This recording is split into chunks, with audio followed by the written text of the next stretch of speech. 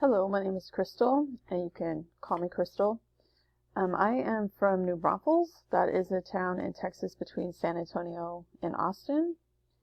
I have had to consider spirituality with clients because I am interning at a hospice agency, and a lot of my clients are spiritual and religious, and we do address that. We have chaplains that speak to them if they would like that.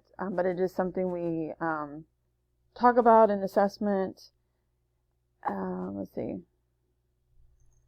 My thoughts about using spirituality in my future work.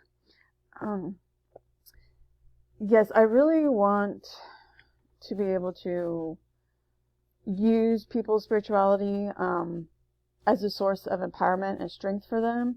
I think it could be very empowering, and I want to be able to address it and use it in the best way for them, and with whatever spirituality means to them, like their definition of it, and in their life, and how we can work together to make it benefit them.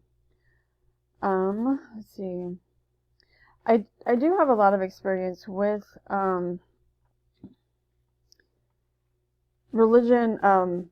My undergrad was, my major was anthropology, and my minor was religious studies.